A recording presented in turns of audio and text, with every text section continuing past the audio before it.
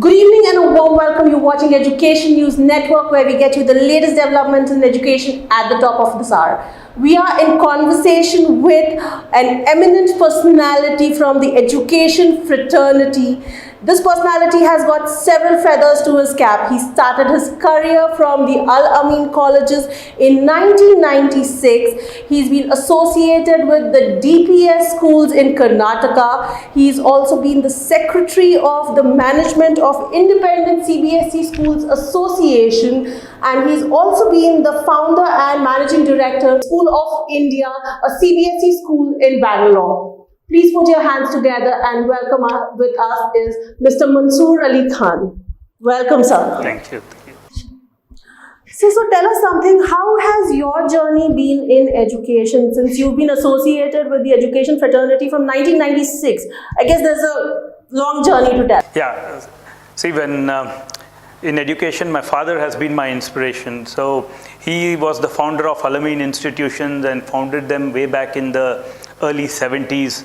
So, and then he was managing the institutions, let it be Al-Amin Arts, Science and Commerce College or Al-Amin Medical or other institutions. So after I finished my post-graduation, I joined Al-Amin and I worked there as a part of the administration, and I was more involved with the Management Institute. So, and those days when I started, it was a very challenging thing because internet was very, very new those days. And as a college and as an institution, those days we got into the college lease line, and at that time 2 Mbps lease line used to be a huge thing. And we opened up to all other institutions, students to use. And so in a way, it's been like my father has always instilled in me that education should be affordable and reachable to all. So it has to be right from the grassroots to the higher levels. Education should be available and at the same time, not only available, affordable. So I have always followed that, and with that passion I've continued. Absolutely. So tell me something. DPS being such an established brand in Karnataka, why have you thought of coming up with School of India, which is another very, very prominent brand these days? See, what we did in 2001 when we started DPS from KK Education Charitable Trust, at that point of time we wanted to get schooling which was affordable, and the infrastructure should be really good and great in tune with what it is. If you see any of our DPS schools in Bangalore or across the country, you will find very good infrastructure, very good campuses and affordable fees. Where our schools are middle class, upper middle class, and rich class are always welcome to any school they want. So we started DPS, but then after DPS, we at KK Education Charitable Trust in Bangalore thought we need to get a brand of school where the same quality what we are providing with DPS, we are able to reach to different parts of Bangalore. And a very, very important part was we wanted to reach out into the rural sector, where high quality schools, setting up infrastructure in district headquarters. And so we deliberately selected the name School of India, where School of India resonates the values of India, the teaching methodologies what India has to offer the world. And at the same time, it should represent the people of India. Though, and one good thing what we wanted to blend this, though it is School of India, we have all flavors of India and international. So we are by heart an Indian school with an international outlook and reaching out to the entire rural and other parts of India also. So that's the reason we had to move out and start another brand where we could reach out to more people in our quest to take quality education to the grassroots. Absolutely, absolutely. On that note, we would also like to ask you that these days India, the entire world is facing this crisis of coronavirus. COVID-19 pandemic has made the world crazy. And where we get to see people are okay with paying their telephone bills, they are okay with paying their Zomatos, they are okay with paying their drivers. But when it comes to school fees, they say that, okay, it's an unnecessary expense or this can be delayed a little. Why is that mindset that people have? See, first of all, if you see 3 months back, nobody would have thought we would be in this situation. So this is a pandemic where we all have to live with it for some time. It may go on for 6 months, it may go on for a year, or if you see the latest WHO report, we may have to live with it for a while. But what we have observed as schools, I'm going to talk generally for schools because I represent a large, most of my career has gone in schools. So in this pandemic situation, there was a lot of disruption, especially for children writing their exams and day-to-day schooling system, and we could not complete the year properly, and we could not give a finish to most of the events and exams what happened in school.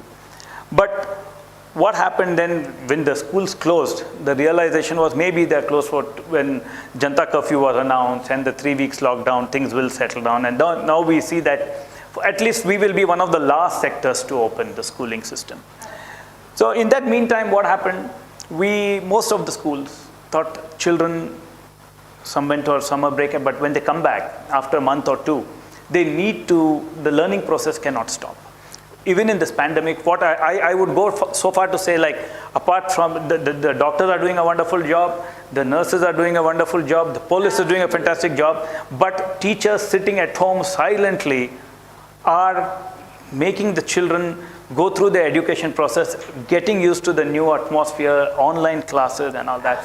So when it comes to, somehow there is an indifference as far as when we talk about schools. When you say private schools, suddenly the whole situation becomes, private schools are fleecing people. Private schools are just conducting online classes to make money. Private schools, but people should realize the private unaided sector, though we may be around 20 to 22% of the schooling sector in India, but we nearly teach 40% of the students. Okay, and to keep this sector going, the teachers need to be paid. Unfortunately, in a country like India, we give very little value to the work a teacher does. The teachers are underpaid most of the time. The general people at large should acknowledge the role what a teacher does. In fact, a teacher is building the backbone of the country. And suddenly you have a situation where they say, why should we pay the fees? Yeah, obviously, fees has to be paid because this is the fee. A school is not, it's not only the management which constitute the school, it is the teachers, the students and parents themselves. And when I know most of the schools who are the teachers are working from home each and every day. In fact, this pandemic time has been where the teacher has not had any holiday, no vacation at all. They're getting used to technology. Some teachers are not digitally born, are digital converts. So they are digitally getting converted. They are making all the efforts. And it's very disheartening when we see a few parents questioning the intentions. I'm not saying that there may not be issues with the private schools, the way they are managed, or some of them may be managed. But tell me, in our society, you have a political class, there may be an issue, there may be bureaucracy which there may be issue, there may be a judiciary which there may be an issue. But you can't paint the entire private schooling system as corrupt, inefficient. And that has been, and what's happened in that process, the teachers have every right to be paid. The schools have to be maintained because tomorrow those schools belong to your children as well. So it is my appeal to parents. Don't just see, because when we can afford everything, and even schools have made it flexible for parents to come out and pay the tuition fees. Some schools are giving monthly payments, some schools are giving quarterly payments, some schools are giving half yearly and academically. Even we have gone ahead in Karnataka, at least requested the governments, because there are a lot of schools in Karnataka where are private budget schools, where they collect fees monthly and they pay the teachers. And what's happened for the month of March, they've not got the fee. For the month of April, they've not got a fee. And now, so they are stuck. They can't pay their teachers and they can't run the schools. So we had requested the government also to come to the aid of the private budget schools. Budget schools, I mean, first of all, when you say private schools, oh, you are charging lakhs and lakhs of rupees. Sorry. Most of the schools are between the private budget, CBSE or ICSE or state board schools, come between the 15 to 40,000 rupees per annum bracket. So we asked the government also, at least you come up, what are the pending RTE bills to the school, you clear that. Or you provide interest-free loans for 3 to 6 months where we can pay our salaries. So what happens, it may not be an openly visible issue at the moment, but this is a crisis situation for the entire private school education. Unaided private school education, where today it's very easy to say, okay, fine, schools are freezing, this thing, but tomorrow you may run into a situation. Your child's school may not survive nor be there for your child to get back to the school. So, and one more very, very easy thing, sometimes I feel it looks like the whole issue has been created of this pandemic in the world by the private unaided institutions. Anything, any government or any institution, the first issue is, why are schools charging fees? We are doing a legitimate, we are giving education to your child, and the parent has every right when they select the school, check the credentials of the school, and then select the school which you want. So my appeal to both the government, the parents, and all the people in the system, support the schools so that the future of your child also is secure. So as you said that, the teachers are taking more efforts these days, going for the virtual classes or digital classes that are going on. What do you think? You have to train teachers a little more because, see, in India, yes, we do have certain level of digitalization until because of the COVID-19. But now what has happened is the entire classes, everything is going digital. So how difficult it is for a teacher to cope with such kind of situation? See, it is actually a massive change, because suddenly we used to have on and off online classes maybe in a month, 2, 3, and suddenly what happens, the entire way you teach has changed. First and foremost, when a teacher used to go to school, her class used to be her space with the children, and now that space is not there. You've come off into a virtual world. There are some teachers who are in their late 40s and 50s are trying to adapt to this digital change. They are learning, unlearning and learning. Okay, and somewhere down the line, you know that you are constantly, every class of yours is being watched. So sorry I'm interrupting you, do you also think that it is very difficult to grab an attention of a child when the child is not physically present in front of you? That's a very major challenge. See, what happens, even a child, at home, the attention span may not be so much. It is quite natural for a child to continuously sit in front of the screen. So that's why even we advise not to have each session not to have beyond 20-25 minutes and give a break. And also we have to keep in mind the strain and stress the child has on his eyes or the child health. And at the same time, we have one very large issue. We have to keep the online classroom hygiene, because how the child attends the class, because they have to be presentable when they are in front of the screen. The teacher has to be presentable, and at the same time, the teacher is under a lot of stress, because again, you may have the child attending the class, but you have also the teacher being usually not seen or not on screen whenever she's teaching. Now you are being judged. So it is, see, my whole take on this is we all need to be patient. Little patience should be given to the teacher. When the online classroom starts, week, 10 days, maximum 2 weeks, parents also, some may be critical, some may say the teacher is not good or the teacher's approach is not good, but my request is give it time. Teachers are doing their best, and also there may be issues, talk to the schools, because nowadays it's very, very easy and fashionable to go online and put it onto a platform, rather than, because there is no use. WhatsApp, Facebook will not solve your issues. You'll have to engage with the teacher and the school to sort your issues, because the most common thing today for parents is put it on WhatsApp, put it on Facebook. Even your online classes, definitely there will be glitches. There will be issues like your infrastructure, your connectivity, because sometimes whatever you do, the connectivity may just not be there. So we all have this pandemic, you all have to bear with us. We are trying our best, the teachers are trying our best, and especially the teachers are going overboard to do this. On that note, we'll take a short break. Do not go away. We are in conversation with Mr. Mansoor Ali Khan. Stay tuned. At Unipro, we are a team of expert designers and merchandisers with over 3 decades of experience in the industry. We are currently catering high-quality uniforms to over 150 schools across the country. At Unipro, we work on the best quality fabrics.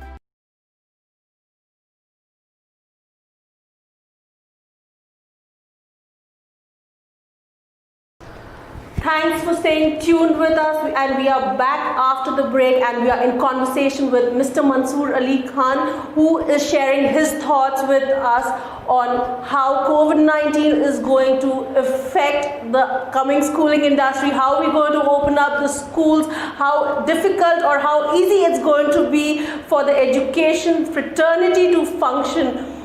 As WHO is saying that we might have to live with this pandemic, and schools are thinking of how do we open the schools with a lot of social distancing, self-hygiene or sanitization process that has been done. Do you really think that this is practically possible in schools where schools deal with kids? See, I think schools are the one segment which will have to really focus on reinventing themselves as far as the COVID-19 preparedness is concerned. See, first and foremost, when the school starts, we'll have to start thinking how the transportation works. So usually we have buses where we have around 40 children or 35 children in a bus. And suddenly when we say social distancing, we'll have to have 18 to 20 children in the bus, and the whole logistics changes, the financing part changes, the costing changes. And then when the kid comes to school, we have to make sure that the social distancing is made. Usually most of the schools, because again depends, some schools have a class ratio of 20, some have 35 to 40.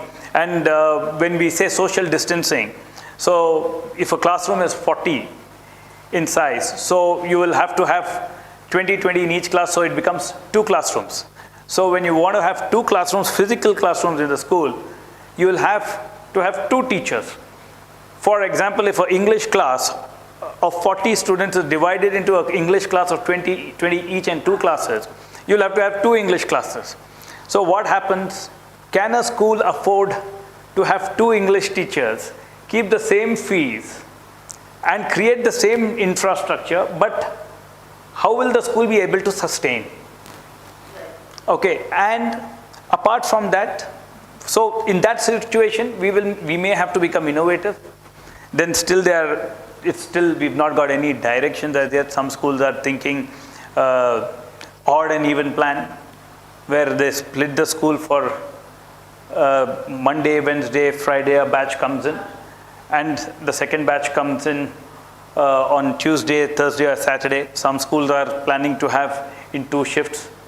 Some schools can want to have 3 days a week physically come to the school and 3 days online classes.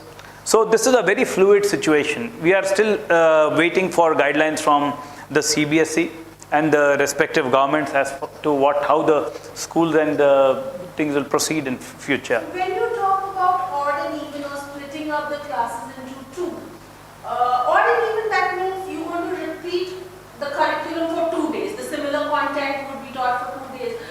Don't you think that the curriculum will really get hampered, because I guess the schools are already lagging by 3 months, where covering that kind of curriculum would be difficult? See, what I mean by odd and even, maybe a few classes will be, we will try our best to stick on to the curriculum and complete the curriculum on time. But what we would say is we may combine a good mix of attending the school physically and online classes for that batches. So mix and match. So what we are contemplating is where we could leverage both. At the same time, the child feels much relieved that he's coming to school, and at the same time take enough precaution. See, for example, you may have a size of 2,000 children attending a school. But when you make with social distancing 1,000 children coming one day, the 1,000 children coming the next day. So one part will have online classes for the curriculum. So we are going to make a timetable and design the curriculum in such a way so the online classes and the physical attendance will be complementary and help us complete the syllabus. So, sir, do you think that the government needs to extend some kind of support to the budget schools and the unaided schools especially? Definitely the government needs to support financially and to the unaided budget schools. See, because finally what will happen, schools have to prepare themselves to face the situation with social distancing. Again, the infrastructure, if at all we go on with online classes, budget schools have an issue with the infrastructure, the costing, and also after having said all this, we have a real issue. How will you, when the children go to for a toilet break, we have to have social distancing norms there as well. Okay, because that's one area. Then again, if you have to come to our cafeterias, we will have to do social distancing for canteen areas also, where a canteen where 100 students could access at a time will have access to only 15.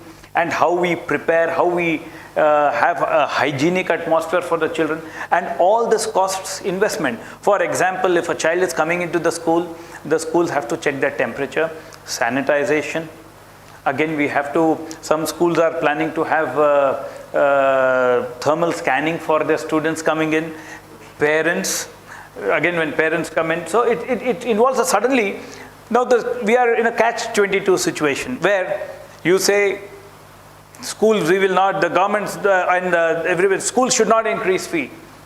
But schools should maintain the safety standards, everything else. But if we are not able to afford it, I think it is, if we are not, the government has to come to the aid of this private unaided schools and the budget schools. It is obligatory, because not only for these, even the government needs to come up with a measure what they are planning to do for the government schools. See, today the question is not only about the school studying the children studying in the private schools. Now the government also has to come up. What the Kendriya Vidyalayas are going to do, what the government schools are going to do, because all children are precious. Safety is paramount importance. So yes, private unaided schools are being questioned. But in the larger context, the entire schooling fraternity has to be prepared for this. What do you think, sir, how important is it to educate a parent along with the kid? See, a school is about children, teachers, parents, and managements. So, of late, last 5-6 years, it has become a sort of trend. Parents go on social media, let it be WhatsApp, Facebook, or any other platform, and start abusing the school, the teacher, and whatnot. So my appeal to the parents is, the school belongs to you as well. Before, in this pandemic time, even you have to be aware that your part is also very important. When we are going online with our classes, the whole endeavor is to make sure the education continues. Tomorrow it may be easy, we may talk to our teachers and say 6 months we all are shut, we will not give you salaries, we'll all stay at home. But the child suffers. So patience from the parents is required. There may definitely be issues with the schools, with some, let it be with the fees or with the infrastructure, but approach the schools. Because you're going on a social media rant will not help. It brings down the morale of the teachers, the zeal of the managements, because as far as I know, there are a lot of managements who are doing all this with good intention. And even when the parents have selected the school for the child, they have done a due diligence for what the fees, the infrastructure, everything the school provides. So there is no use being abusive or being impatient with the school. If you have an issue, approach the school, because tomorrow you may sit with your child for an online class and you're saying, oh, this teacher is not good, this teacher is not doing well. The same thing is reflected on your child. He observes how your behavior is. Tomorrow, your child may lose the respect towards that particular teacher. So your role is very, very important how you, see, because I always say, we are a partnership. In 24 hours, the child is with the school for 8 hours, but the 16 hours is with the parents. So it becomes a very, very important part that how a parent is at home or with the child reflects back even how the child is with the school. So my appeal to all the parents is, not only this is a testing time, but this is the time we need the support of the parents. So what's the one message that you want to give to parents? The one message I want to give to the parents is, we as schools are nation builders. Our teachers are building the future of your children along with you, and we are building the new India.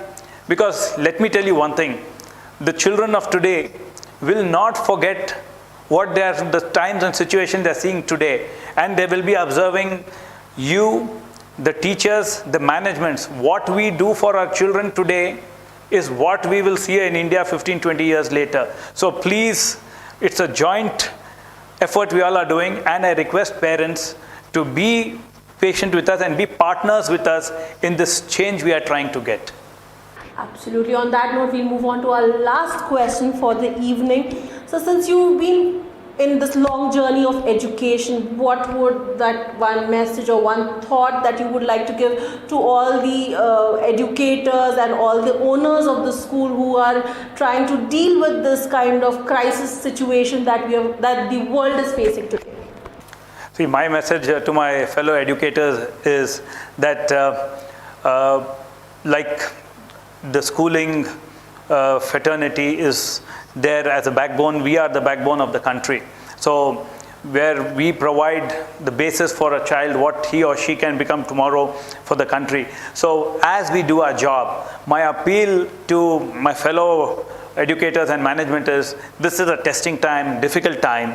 And so even as managements, we need to be very prudent, we need to be very gracious, and at the same time, we need to keep in mind that there may be difficulties in the society, economic problems, economic issues, and genuine issues from parents and communities around the school which are facing economic difficulty, address to their issues, and let us also as managements be transparent, fair in our practices, because we have to set an example.